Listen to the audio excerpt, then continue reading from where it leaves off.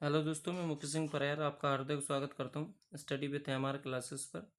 जैसा कि आपको पता है कि पिछली वीडियो में ये बता चुका हूँ कि प्रतिस्थापन विधि क्या होती है, और पहला क्वेश्चन भी मैंने वहाँ पर करा दिया था। ये दूसरा क्वेश्चन है 3.2 का, और ये क्वेश्चन बहुत ही ज़्यादा इंपॉर्टेंट है, हर एक बोर्ड एग्जाम में पूछे जाते हैं दोस्तों।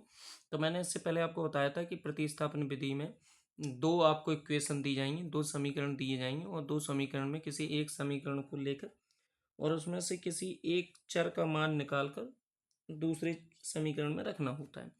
जैसा कि हम सॉल्यूशन कर रहे हैं उससे आपको चीज़ें क्लियर हो जाएंगी। तो यहाँ पर s माइनस में t इक्वल टू में कितना है 3। तो इससे मैंने क्या बोल दिया, ऐसे मैंने समीकरण 1 बोल दिया, ठीक है। और यहाँ पर s अपॉन में 3 प्लस में t अपॉन में 2 इक्वल टू में कितना है 6। लेकिन आपको पता होना चाहिए इस तरीके का समीकरण तो लिख नहीं सकते। समीकरण की जो फॉर्म होनी चाहिए वो इस प्रकार से होनी चाहिए, a1x b1y इक्वल टू में c, कुछ इस तरीके का। तो इसको हम सही करेंगे तो यहाँ 3 और 2 का एलसीएम ले लेंगे। जब हम 3 और 2 का एलसीएम लेंगे तो कितना आ जाएगा 6। तो 3 दूनी 6, ये कितना आ जाएगा 2s। और ये कितना आ जाएगा 2 3 जा, तो ये कितना आ जाएगा 3t इक्वल टू में कितना आ जाएगा 6। मल्टीप्लाई कराएंगे, क्रॉस मल्टीप्लाई 2s 3t, और ये कितना आ जाएगा 36। तो ये जो समीकरण बनाएगा, ये समीकरण कौन सा बनेगा, ये समीकरण 2 बन जाएगा। अब आपकी यहाँ से मर्जी है कि आप कोई सा भी समीकरण ले सकते हो, समीकरण 1 ले लो चाहे समीकरण 2 ले लो। तो मैंने समीकरण 1 ले लिया है क्योंकि ये मुझे सरल लगा थोड़ा सा, तो मैंने समीकरण 1 ले लिया। समीकरण 1 से आप चाहे आप s का मान निकाल दो चाहे t का, तो मैं s का मान निकाल रहा हूँ।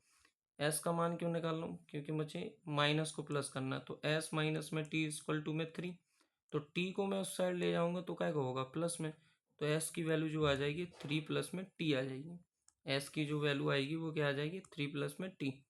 तो यहाँ से ये s की वैल्यू आ गई 3 प्लस में t, और ये बन गया समीकरण 3। अब मैंने आपको क्या समझाया था कल, कि जिस समीकरण से आप निकालोगे उसमें उसका मान नहीं रखोगे। तो समीकरण 1 से निकाला है आपने s की वैल्यू, तो s की वैल्यू जो रखोगे आप, s का मान जो रखोगे समीकरण किस में रखोगे 2 में। तो लिखोगे कि समीकरण 2 में s का मान रखने पर, s का मान रखने पर, समीकरण 2 में s का मान रखने पर, और समीकरण 2 है क्या दोस्तों, तो समीकरण 2 है 2s प्लस में 3t इक्वल टू में 36। यही है समीकरण 2।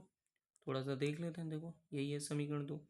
अब इसमें हम मान रखेंगे, किसका मान रखना है हमें, s का मान रखना है। तो 2 s की वैल्यू कितनी निकाली अभी आपने, s की वैल्यू निकाली 3 प्लस में t। तो 3 प्लस में t, ये s की जगह रखा गया है, s का मान था ये 3 प्लस में t, प्लस में 3t इक्वल टू में कितना आया 36। बेटा 2 का मल्टीप्लाई 3 से कराओगे तो कितना होगा 6, क्योंकि 2 के बाद ब्रैकेट है तो मल्टीप्लाई होगा। 2 का मल्टीप्लाई 3 से कराया 6, 2 का मल्टीप्लाई प्लस 3 से t से होगा तो कितना आ जाएगा 2t, प्लस में ये कितना है 3t इक्वल टू में कितना आ गया 36। अब आपको बहुत अच्छे से पता होगा, क्या पता है कि 2t और 3t अपन प्लस कर सकते हैं, और 2t और 3t जब अपन प्लस करेंगे तो ये कितना आ जाएगा 5t आ जाएगा दोस्तों। आएगा कि नहीं आएगा, और 6 उस साइड चला जाएगा तो माइनस का होगा। ठीक है दोस्तों, काय का हो जाएगा माइनस का।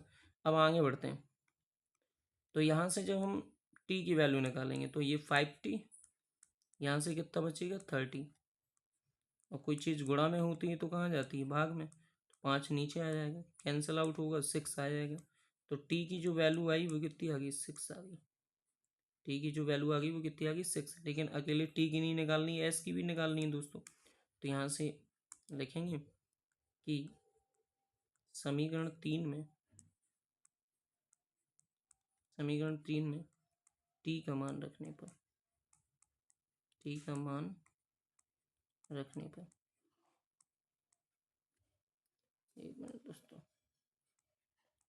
रखने पर, अब आपको समीकरण 3 पता होना चाहिए। एस बराबर में कितना था, समीकरण 3 था एस बराबर में 3 प्लस में टी, 3 प्लस में टी।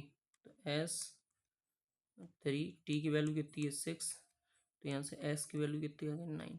मतलब यहाँ से 2 एस की वैल्यू आ गई 9 और टी की वैल्यू आ गई 6। आपसे ये बोला था। ठीक है दोस्तों, धन्यवाद दोस्तों। अगर आपको समझ में आता है तो लाइक और कमेंट कीजिए।